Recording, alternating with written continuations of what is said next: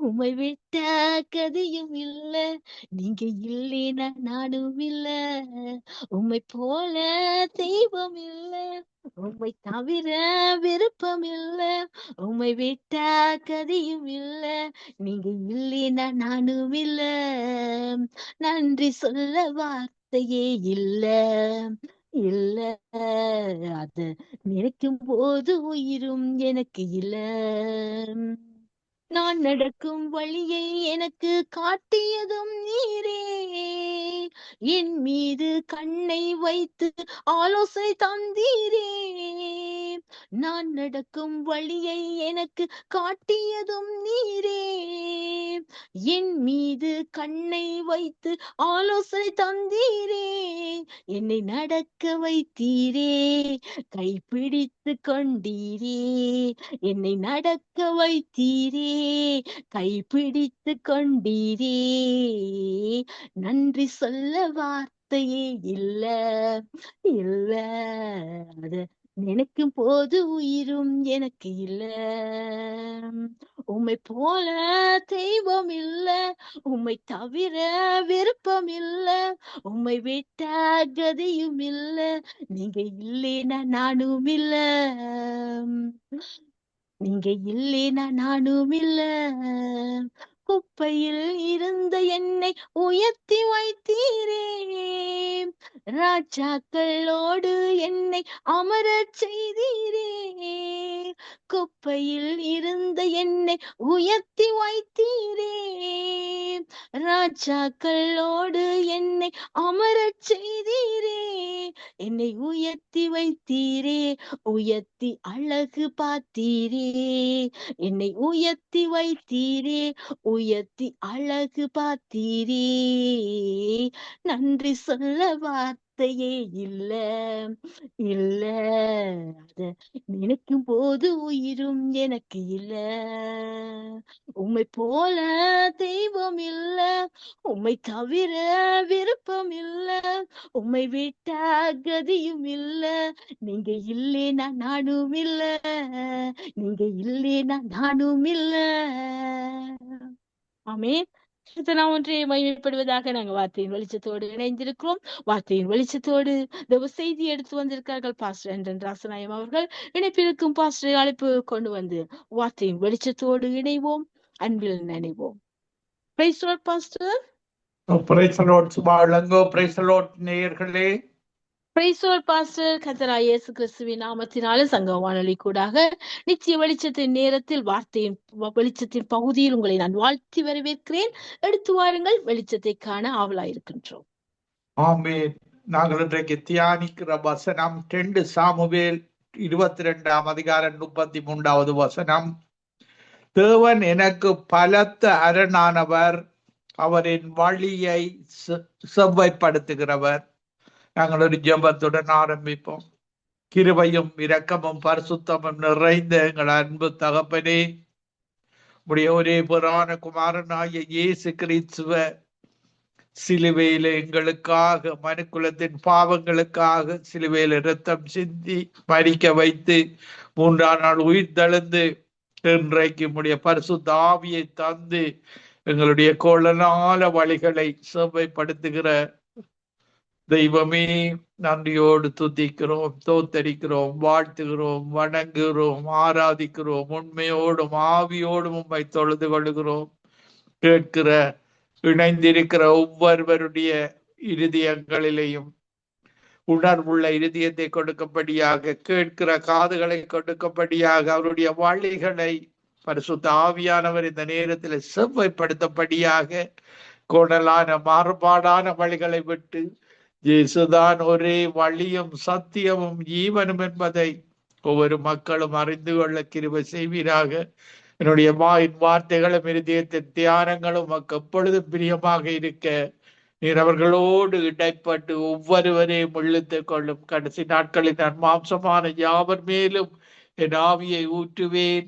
அந்த ஆவி ஊற்றப்பட்டு ஒவ்வொரு எந்தெந்த தேசங்களில வாழுகிறார்களோ அந்தந்த தேசங்களில வாழுகிற ஒவ்வொரு தமிழ் மக்களும் இயேசுவால் இழுக்கப்பட்டு பரிசுத்த ஆவியானவருடைய அபிஷேகத்தை பெற்று அவர்கள் வாழ்ந்திருப்பார்களாக, ஆசீர்வாதமாக இருப்பார்களாக. இயேசுவோடு இருப்பது மத மாற்றம் இல்ல, மன மாற்றம் என்பதை அந்த கண்டத்தில் உள்ள வாழுகிற தமிழ் மக்களும் உணர்ந்து மனதை மாற்றுவது, அந்த மெய்யான தேவனை அறிவது என்பதை அறிந்து அதன்படி வாழ உதவி செய்வீராக. துதி கன மகிமை ஒன்றான மெய்த்தேவனாய் உமக்கை செலுத்தி ஆண்டவரின் இரட்சகருமாகிய இயேசு கிறிஸ்துவின் நாமத்தில் ஒவ்வொருவரையும் ஆசீர்வதித்து ஜபிக்கிறேன். எங்களை எப்பொழுது நேசிக்கிற எங்கள் நல்ல பிதாவே, ஆமீன். எங்களுடைய ஒன்றான மெய்த்தேவன் தான் எங்களுக்கு பாதுகாப்பு தருகிற தேவன்.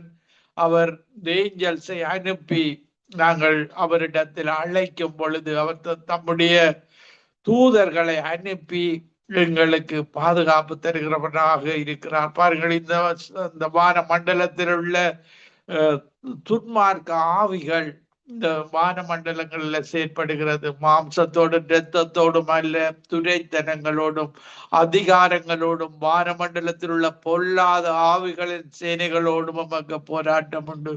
துரைத்தன ஆவிகள், மதங்களுக்கு ஊடாக அதிகார ஆவிகள், இப்படியான பொல்லாத ஆவிகள் இந்த வான மண்டலத்தில் செயற்படும் பொழுது நாங்கள் எங்களுடைய ஒன்றான மெய்த்தேவனிடத்துல ஜெபம் பண்ணும் பொழுது அவர் தம்முடைய தூதர்களை அனுப்பி அந்த பொல்லாத சேனைகளோடு எங்களுக்காக போராட்டம் செய்யும் பொழுது எங்களுடைய வழிகள் தேவனுக்கு பிரியமான வழிகளாக மாறுகின்றது. பாருங்கள், மதத்தில் உள்ளவர்கள் இதை அறியாதவர்களாக பொல்லாத ஆவிகள், துரைத்தனத்தின் ஆவிகளுக்கு பின்னால போய் கொண்டிருக்கிறார்கள். இதனால் தான் இப்படியான வறுமை, இன்றைய உலகத்தில் உள்ள அத்தனை யுத்தங்கள், தீமையான காரியங்கள் எல்லாவற்றிற்கும் அந்த துரைத்தன ஆவிகள், அதிகாரத்தின் ஆவிகள், பிசாசின் ஆவிகள், இப்படியாக பெருமையின் ஆவிகள் செயற்படும் பொழுது எங்களுடைய தேவன், அந்த மெய்த்தேவன் தம்முடைய தூதர்களை அனுப்பி எங்களை பாதுகாக்கிற தேவனாக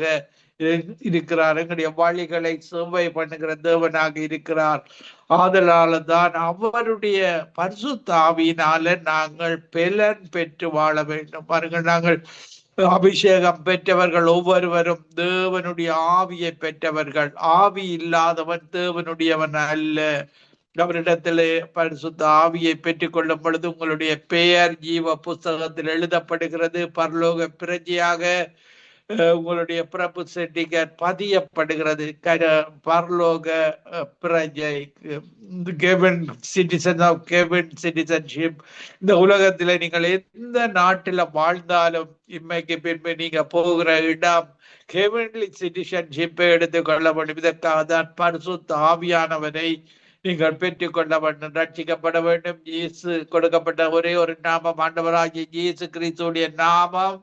அந்த நாமத்தில் ரட்சிக்கப்பட்டு அவரை ஒரு வேதாகமத்தை எடுத்து நீங்கள் யோவான் புதிய ஏற்பாட்டில் யோவான் 1ஆம் அதிகாரத்தில் இருந்து வாசிக்கலாம். 1ஆம் அதிகாரம் 1வது வசனம் சொல்லுகிறது, ஆதியிலே வார்த்தை இருந்தது, அந்த வார்த்தை தேவனிடத்தில் இருந்தது, அந்த வார்த்தை தேவனாக இருந்தது. இந்த வார்த்தை தான் எங்களுடைய தேவன். இந்த வார்த்தையின்படிதான் இயேசு கிறிஸ்து வந்து ஜட்ஜ்மெண்ட் கொடுக்க போறார். தீர்நாள் தேவன், வார்த்தையான தேவன் தான் எங்களுடைய தேவன். இந்த வேத வாக்கியங்கள் எல்லாம் தேவனுடைய ஆவியினால் எழுதப்பட்டது. பாருங்கள், 2 தீமோத்தேயு 3ஆம் அதிகாரம் 15வது வசனத்துல வேத வாக்கியங்கள் எல்லாம் தேவ ஆவியினால் அருளப்பட்டிருக்கிறது. தேவனுடைய மனுஷன் தேறினவனாகவும் எந்த நற்கிரியையையும் செய்ய தகுதியுள்ளவனாகவும் இருக்கும்படி அவைகள் உபதேசத்திற்கும் கடிந்து கொள்ளுதலுக்கும் சீர்திருத்தலுக்கும் நீதியை படிப்பிக்குதலுக்கும் பிரயோஜனம் உள்ளவைகளாயிருக்கிறது. பாருங்கள், தேவனுடைய ஆவியினால அந்த பரிசுத்த ஆவியானவரை பெற்ற நாங்கள் இந்த வசனங்கள் தேவனுடைய வசனங்கள் என்று நாங்கள் சாட்சி கொடுக்கிறோம். இது கடிந்து கொள்ளுகிறது. பாவத்தை குறித்து, நீதியை குறித்து, நியாய தீர்ப்பை குறித்து. பாவம் பொல்லாதது, நோய்களை விட கொடியதுதான் பாவம். இந்த பாவத்தை தொடர்ந்து செய்து கொண்டிருக்கும் பொழுது பாருங்கள், பிசாசு உங்களை இறுதியாக அந்த நரகத்துக்கு இழுத்து செல்கிறவனாக இருக்கிறான். ஆதலால்தான் இந்த ஒன்றான மெய்த்தேவன் தேவன் தான். எங்கள் எல்லாரையும் படைத்த தேவன். எல்லா ஆத்துமாக்களும் மெய்த்தேவனுடையது. அந்த ஒன்றான மெய்த்தேவனாகிய உம்மையும் நீர் அனுப்பினவராகிய இயேசு கிறிஸ்துவையும் அறிந்து கொள்ளும் பொழுது எங்களுக்கு நித்திய ஜீவனை தருகிறார். நாங்கள் இன்மைக்கு பின்பு மறுமையில பரலோகத்தில கெவின்லி பரிசுத்தாவி அபிஷேகத்தை பெற்ற ஒவ்வொருவரும் அதை காத்து கொள்ளும் பொழுது தொடர்ந்து நாங்கள் ரட்சிப்பை காத்து கொள்ள வேண்டும். இறுதி வரைக்கும் துன்பமோ துயரமோ நாசமோசமோ பட்டியமோ எது வந்தாலும் நாங்கள் தேவனுக்கு பிரியமாயிருக்கும் பொழுது அவர் எங்களை அவருடைய ராஜ்யத்துல சேர்க்கிற தேவனாக இருக்கிறார். கவலை இல்லாத, கண்ணீர் இல்லாத, துக்கம் இல்லாத, மரணமே இல்லாத ஒரு ராஜ்யம்.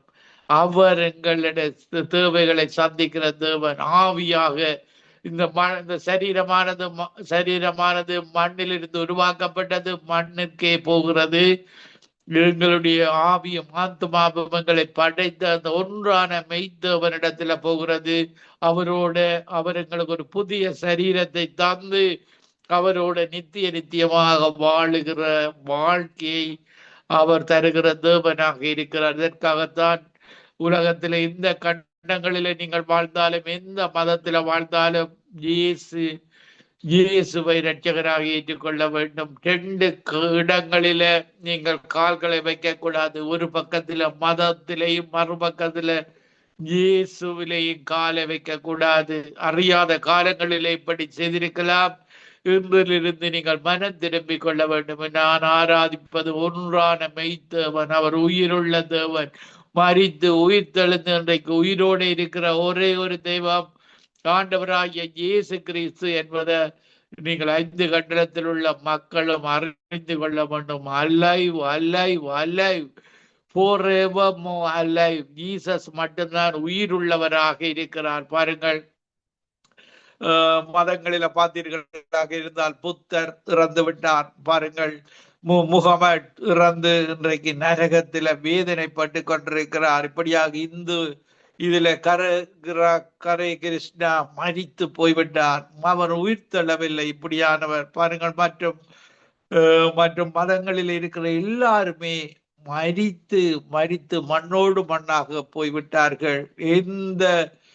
எந்த ஒரு ரட்சகரும் இல்லை. மதங்களில ரட்சிக்கப்படுவதற்கு கொடுக்கப்பட்ட ஒரே ஒரு நாமம் ஆண்டவராகிய இயேசு கிறிஸ்துவுடைய நாமமே அல்லாமல் வேறொரு நாமம் கொடுக்கப்படவில்லை. இப்படியாக இந்த மூதாதையர்கள் செய்த தவறு கூடாக அன்று இஸ்ரவேல் ஜனங்கள் கூட இப்படியான இன்றைக்கு மனிதர்கள் செய்து கொண்டிருக்கிற மத வழிபாடுகளை அன்றைக்கு இஸ்ரவேல் ஜனங்களும் செய்தார்கள். பாருங்கள், அவர்கள் அடிமைப்படுத்தினார்கள். இப்படியான மதங்களில் வாழுகிறவர்கள் அவர்களிடத்தில் அடிமைப்படுத்துற ஆவி, துரைத்தனத்தின் ஆவிதான், அதிகாரத்தின் ஆவிகள் இருக்கும். இவைகள் இஸ்ரவேல் ஜனங்களை அடிமைப்படுத்தியது. பாருங்கள், அடிமைப்படுத்தி 400 வருடங்கள் ஆபிரகாமின் சந்ததி தேவனால் தெரிந்து கொண்டப்பட்ட இனம். அப்படி இருந்தும் தேவன் அடிமைத்தனத்துக்கு ஒப்பு கொடுத்தார். பாருங்கள், இப்படியாக அடிமைத்தனத்தில் இருந்த ஜனத்தை மோசே மூலமாக மீட்டுக் கொண்டு கானான் தேசத்துக்கு அழைத்து சென்றார். இன்றைக்கு எங்களுக்கு பரம கானான் தேசம், நிஜமான கானான் தேசம், பரலோக சிட்டிசனாக நாங்கள் வாழுகிற வாழ்வை அந்த ஒன்றான மெய்த்தேவன் எங்களுக்கு தருகிறார். இந்த உலகத்திலே நாங்கள் ஒரு 1000 வருட ஆட்சியில அவரோடு கூட வாழ முடியும். பிசாசு கட்டப்பட்டு தீமைகள் செய்கிற பிசாசு கட்டப்பட்டு 1000 வருட ஆட்சியில் வாழ முடியும். அதன் பின்பு நித்தியமாக வாழ முடியும். உங்களுடைய வாழ்வை அந்த ஆவியானவரிடத்தில் இயேசுவை இரட்சகராக ஏற்றுக்கொண்டு ஆவியின் அபிஷேகத்தை பெற்று அந்த தேவனுள்ள அவருடைய வார்த்தையை நம்ப வேண்டும். பாருங்கள், நீங்கள் வார்த்தையை தியானிக்க உங்களுடைய விசுவாசம் அதிகரிக்கிறது. மறுபக்கத்துல பயம் அதிகரிக்கும். பயத்தை மேற்கொள்ள வேண்டுமாக இருந்தால் விசுவாசத்தை அதிகரித்துக் கொள்ள வேண்டும். விசுவாசம் தேவனுடைய வார்த்தையை நாங்கள் தியானிப்பதன் மூலமாக, இந்த பைபிளை நாங்கள் அனுதினமும் படித்து அதை தியானித்து அந்த ரிவிலேஷனை நாங்கள் பெற்றுக்கொள்ளும் பொழுது அது எங்களுக்கு வல்லமையை தருகிறது, நம்பிக்கையை தருகிறது. விசுவாசமானதை கேள்விப்படுகிறவைகளின் கேள்வி விசுவாசம் என்பது இந்த வேதத்துல சொல்லப்படுகிறது. நாங்கள் அப்படியே நம்பி ஏற்றுக்கொள்ளும் பொழுது அது எங்களுக்கு வாழ்வளிக்கிறதாக இருக்கிறது. பாருங்கள், தேவன் ஒரு தேவன் தான். வார்த்தை தேவனை பற்றி சொல்லும் பொழுது, அந்த வார்த்தையை பற்றி சொல்லும் பொழுது, தேவன் பொய் சொல்ல ஒரு மனிதன் அல்ல, மனம் மாற ஒரு மனதாரரும் அல்ல. சொல்லியும் செய்யாதிருப்பாரோ, வசனித்தும் நிறைவேற்றாதிருப்பாரோ. அவர் சொன்னதை செய்கிற தேவன் தான் எங்களுடைய தேவனாக இருக்கிறார். அவரில நாங்கள் பரிசுத்த ஆவியானவர் மூலமாக பலன் கொள்ள முடியும். பாருங்கள், சங்கீதம் 84 அதிகாரம் 5வது வசனத்துல பார்க்கும் பொழுது, உண்மையிலே பலன் கொள்ளுகிற மனுஷனும் தங்கள் இருதயங்களில் செவ்வையான வழிகளை கொண்டிருக்கிறவர்களும் பாக்கியவான்கள். உங்களுடைய இருதயத்தை காத்து கொள்ள வேண்டும். பாருங்கள், நீங்கள் என்னத்தை நீங்கள் தியானிக்கிறீர்களோ, என்னத்தை பார்க்கிறீர்களோ, அதிக அளவு நேரத்திற்கு தீமையை பார்த்தால் உங்களுக்கு தீமைதான் உங்களுடைய இருதயத்தில் இருக்கும். நீங்க உங்களை வேதாகமம் கெட்ட மரமாக வர்ணிக்கிறது. நீங்கள் தேவனுடைய வார்த்தைகள், நல் வார்த்தைகள், குட் நியூஸ், இதை நீங்கள் உங்களுடைய தியானத்தில, உங்களுடைய வாழ்க்கையில தியானிக்கும் பொழுது அது நல் வார்த்தைகள் உங்களுடைய இருதயத்திற்கு போகிறது. அந்த வார்த்தைகள் பேசுகிறதாக இருக்கிறது. இருதயத்தில உங்களுடைய வார்த்தைகளை இருதயத்திலேயும் ஆத்துமாவிலேயும் சேர்த்து வைக்கும் பொழுது, பாருங்கள், வேதாகமத்தில் சொல்லப்பட்டிருக்கிறீர்கள், வார்த்தைகளை உங்கள் வீடுகளில் எல்லா இடத்திலேயும் எழுதி போகும் பொழுதும் வரும் பொழுதும் அந்த வசனங்களை தியானித்துக் கொண்டிருக்க வேண்டும். பாருங்கள், யோசுவாவுக்கு சொல்லும் பொழுது, இந்த நியாயப்பிரமாண புத்தகம் வாயை விட்டு பிரியாதிருப்பதாக. இருதயத்தில நீ அனுதினமும் இதை தியானித்துக் கொண்டிருப்பாயாக, உன்னுடைய வாழ்க்கை வள்ளமாகும். இப்படியாக யோசுவா நடந்தது நிமித்தம் பாருங்கள், ஒரு வெற்றியுள்ள வாழ்வு, அவன் அந்த தேசத்தை பங்கிட்டு கொடுத்ததை நாங்கள் பார்க்கக்கூடியதாக இருக்கிறது. இப்படியான தேவன் தான் எங்களுடைய தேவன். வார்த்தையின்படி நடக்கிறவர்களுக்கு வாழ்வு உண்டு. சங்கீதம் 138 அதிகாரம் 2வது வசனத்திலேயும், எல்லா பிரஸ்தாபங்களை பார்க்கிலும் வார்த்தையை மகிமைப்படுத்தி இருக்கிறார். வார்த்தையான தேவன் வார்த்தையின்படி தான் ஜட்ஜ்மெண்ட் கொடுக்க போகிறார். அதற்காக நீங்கள் வார்த்தையை அறிந்தால்தான், வார்த்தை இயேசு கிறிஸ்துவுக்கு முன்னால நிற்கும் பொழுது எனக்கு வார்த்தை தெரியாது என்று சொல்ல முடியாது. பாருங்கள், அவர் அதற்காகத்தான் இன்றைக்கு எங்களுக்கு ஒரு கட்டளையை தந்திருக்கிறார். இந்த சுவிசேஷம் பூமியில் உள்ள சகல ஜாதிகளுக்கும், நாங்கள் சகல விசேடமாக சகல தமிழ் மக்களுக்கும் என்று சொல்லலாம், சகல ஜாதிகளுக்கு பிரசங்கிக்கப்பட வேண்டும். அப்பொழுது முடிவு வரும். பாருங்கள், அதன் பின் அது வரைக்கும் அவர் வெயிட் பண்ணி கொண்டிருக்கிறார். எங்களுடைய இந்த உலகத்தில ஊழியம் செய்கிற ஒவ்வொருவரும் தங்கள் தேசங்களில அவருடைய வார்த்தையை பிரசங்கிக்க வேண்டும். அதன் பின்பு முடிவு வரும். இப்படியாக பரிசுத்த ஆவியை பெற்று அவரிடத்துல நாங்கள் பலன் கொள்ள வேண்டும். பிலிப்பியர் 4 அதிகாரம் 13வது வசனம் சொல்லுகிறது, என்னை பலப்படுத்துகிற இயேசு கிறிஸ்துவினால் எல்லாம் செய்ய எனக்கு பலன் உண்டு. பாருங்கள், தாவீதை ஒரு ஆட்டு இடையனாக, ஆடு மேய்ப்பவனாக இருந்து அவனை எடுத்து, பாருங்கள், ஒரு சிறிய ஷெப்பர்ட் போயாக இருந்தார். ஆடு மேய்க்க பழகி பாருங்கள், ஒரு யுத்தத்தில கோலியாத்தை, எதிரி படையினுடைய கோலியாத்தை முறியடித்து ராஜாவாகி தேவனுக்கு பிரியமுள்ள இதயத்தோடு வாழ்ந்தான். பாருங்கள், தேவனுக்கு பிரியமான காரியங்களை செய்து அவனுடைய வாழ்க்கை வளமானது. பாருங்கள், நாங்கள் இன்றைக்கு இந்த உலகத்துல கடைசி நாட்கள்ல வாழ்ந்து கொண்டிருக்கிறோம். அவர் எங்களுக்கு தந்த உணவுக்காக, உடைக்காக, தந்த ஒவ்வொன்றுக்கு நாங்கள் எப்பொழுது நன்றி சொல்லி வாழ வேண்டும். எனக்கு அது இல்லையே, இது இல்லையே என்று குறைப்பட்டு வாழக்கூடாது. தேவனுக்கு பிரியமில்லாதது. பாருங்கள், இஸ்ரவேல் ஜனங்களை அந்த வனாந்திர வழியாக மோசே நடத்தி வந்த பொழுது மேக ஸ்தம்பத்தினாலும் அக்னி ஸ்தம்பத்தினாலும் தேவன் நடத்தி வந்த பொழுது அந்த மக்கள் முறுமுறுத்தார்கள். எங்களுக்கு இறைச்சி வேண்டும், எங்களுக்கு அந்த எகிப்து தேசத்துல உட்கொண்ட அந்த கொம்மட்டி காய்கள், அப்படியான மரக்கறிகள் வேண்டும் என்று முறுமுறுத்தார்கள். இப்படி முறுமுறுத்தவர்கள் பாருங்கள், இந்த கானான் தேசத்துல தேவன் வனாந்திர பாதையாக நடத்தி செல்லும் பொழுது சில குறைவுகள் இருக்கும். பாருங்கள், ஆனால் அவர்கள் கானான் தேசத்துக்கு போன பின்பு அந்த தேசம் ஒரு ஆசீர்வாதமான தேசம், பாலும் தேனும் ஓடுகிற தேசம், எந்த குறைவும் இல்லாத தேசம், மழை தாட்சி, மழைக்கு குறைவில்லாத தேசம். பாருங்கள், அந்த திராட்சை குலைகள் எல்லாம் 4 அடி உயரத்துக்கு வளருகிற தேசம். தண்ணீர் அந்த அந்த கற்பாறைகளுக்கு கூடாக அந்த தேசத்துல பச்சை பசேல் என்ற தேசம், இரும்பு உருக்கி எடுக்கிற தேசம், சகல வளமும் உள்ள தேசம். பாருங்கள், முறுமுறுக்க கூடாது. இன்றைக்கு நாங்கள் போற தேசம் பரம கானான் தேசம். அதனால அந்த தேசத்துக்காக நன்றியோடு அவருக்கு நன்றி செலுத்தி கொண்டு வாழ வேண்டும். பாருங்கள், சங்கீதம் 50ஆம் அதிகாரம் 23வது வசனத்துல, தோத்திர பலியிடுகிறவன் என்னை மகிமைப்படுத்துகிறான், தன் வழியை செவ்வாய்ப்படுத்துகிறவனுக்கு தேவனுடைய ரட்சிப்பை வெளிப்படுத்துவேன் என்று சொல்லுகிறார். நாங்கள் நன்றி சொல்ல வாழ வேண்டும். எனக்கு தந்த உணவுக்காக, உடைக்காக, இன்றைக்கு உயிரோடு வைத்திருக்கிறதற்காக, என்னை உம்முடைய வழிகளை எனக்கு அறிவிக்கிறதற்காக, நான் இன்னமும் அறிகிற அறிவை அவரிடத்துல பெற்று அந்த மெய்த்தேவனுக்கு நீங்கள் நன்றி சொல்ல கற்றுக்கொள்ள வேண்டும். பாருங்கள், முறுமுறுத்தவர்கள் அந்த கானான் தேசத்துக்கு போக முடியாமல் போய்விட்டது.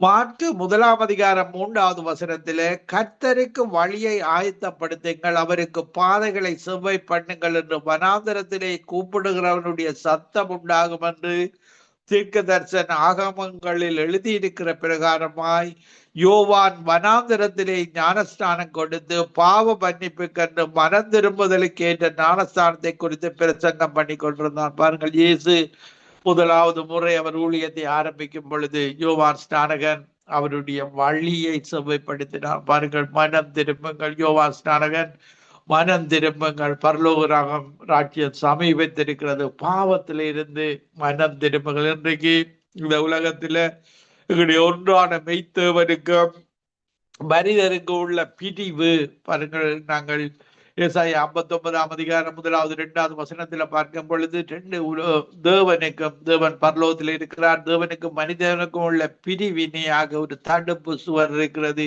இவை மனுக்குலத்தின் பாவங்களும் அக்கிரமங்களும் தான். இந்த பாவங்களும் அக்கிரமங்களும் தேவனை மனிதனை விட்டு பிரிக்கிறது. இந்த அக்கிரமங்கள் பாவங்களை நிவர்த்தி செய்கிறவர் ஆண்டவராகிய இயேசு கிறிஸ்து. அவருடைய இரத்தம் இன்றைக்கு உயிருள்ள இரத்தம். அந்த இரத்தத்தினால என்னை கழுவி விடும். பரிசுத்த ஆவியானவரே, எனக்குள்ள வாரும், உம்மை இரட்சகராக ஏற்றுக்கொள்ளுகிறேன் என்று நீங்கள் தயவாக அவரிடத்தில் கேட்கும் பொழுது, அந்த மெய்யான தேவன் இரக்கமுள்ளவர், அன்புள்ளவர், கிருபையுள்ளவர், பரிசுத்தமுள்ளவர், பாவத்தில பிரியமில்லாத தேவன். எங்களுடைய தேவன் தீமையை பார்க்க மாட்டார். தீமையை பார்க்க மாட்டாத சுத்த கண்ணன் தான் எங்களுடைய தேவன். இரக்கமுள்ள தேவன், பாவத்தை வெறுக்கிறவர், பாவியை நேசிக்கிறவர். நீங்கள் இவ்வளவு காலமும் தெரியாமல் செய்த அந்த மெய்யான தேவனை அறியாமல் செய்த பாவங்களை எல்லாம் அவர் மன்னிக்கிறவராக இருக்கிறார். தெரிந்த பின்பு நீங்கள் பாவத்தை செய்யக்கூடாது. அதற்கெல்லாம் தண்டனைகள் உண்டு. தெரியாத காலத்தில, அறியாத காலத்தில் செய்த பாவங்களை தேவன் மன்னிக்கிறவராக இருக்கிறார். அவர் கழுவி விடுகிறவராக இருக்கிறார். கடலின் ஆழத்தில் போட்டுகிறவராக இருக்கிறார். கிழக்குக்கு மேற்கு தூரமாக எறிந்து விடுகிற தேவனாக இருக்கிறார்.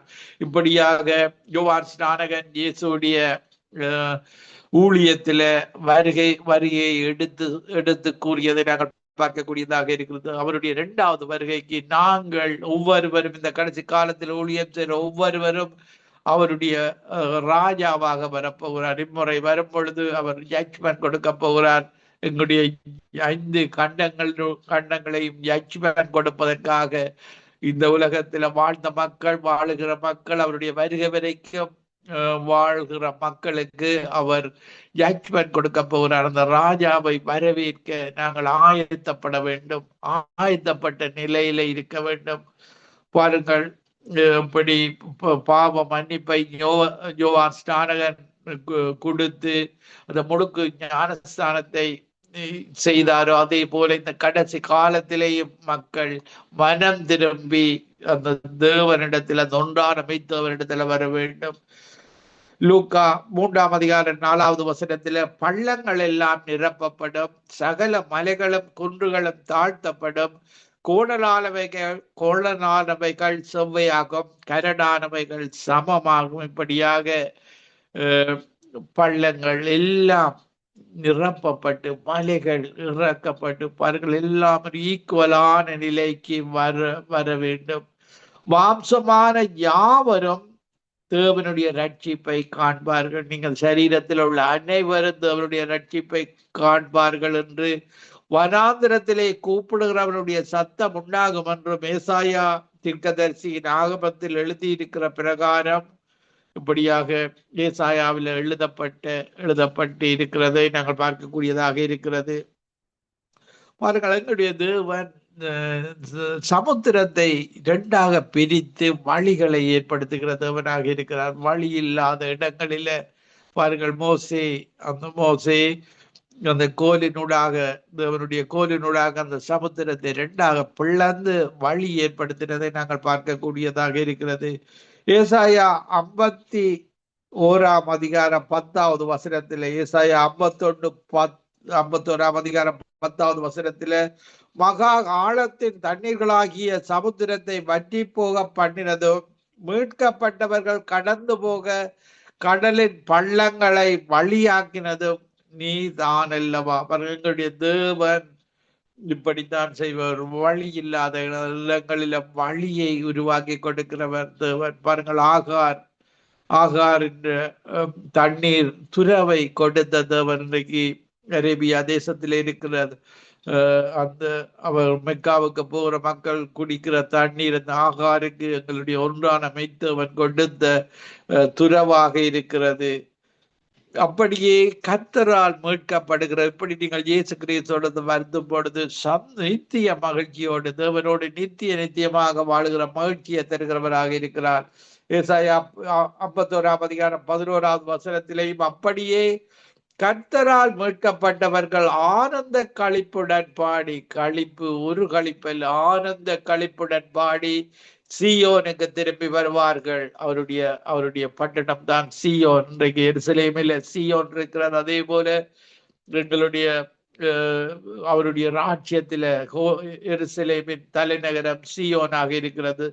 சீயோனுக்கு திரும்பி வருவார்கள். நித்திய மகிழ்ச்சி அவர்கள் தலையின் மேல் இருக்கும். சந்தோஷமும் மகிழ்ச்சியும் அடைவார்கள். சஞ்சலமும் தவிப்பும் ஓடி போகும். பாருங்கள், இந்த உலகத்தில் பட்ட சஞ்சலங்கள், தவிப்புகள், கவலைகள், கண்ணீர்கள் இல்லாத ஒரு ராஜ்யம் தான் நாங்கள் தேவனோடு, அந்த ஒன்றான மெய்த்தேவனோடு வாழுகிற வாழ்வு. இந்த உலகத்தில் பட்ட கண்ணீர் யாவையும் தேவன் துடைப்பார். இனி மரணம் இல்லை, துக்கம் இல்லை, அலறுதல் இல்லை.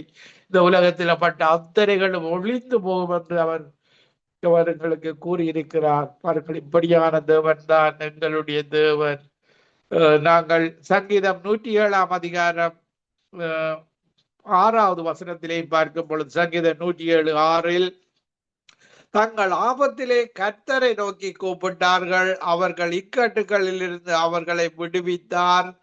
தாவரிக்கும் ஊருக்கு போய் சேர அவர்களை செவ்வையான வழியில் நடத்தினார். பாருங்கள், அவர் சொல்லி இருக்கிறார் வேதாகமத்தில், ஆபத்தில் என்ன நோக்கி கூப்பிடு, இயேசுவை இரட்சகராக ஏற்றுக்கொண்டு எங்கள் ஒவ்வொருவருக்கும் நாங்கள் அந்த ஒன்றான மெய்த்தவனை கூப்பிடும் பொழுது அவர் அந்த ஏஞ்சல்ஸை அனுப்பி எங்களை பாதுகாக்கிற தேவனாக இருக்கிறார். செவ்வையான வழியில் எங்களை நடத்துகிறவராக இருக்கிறார்.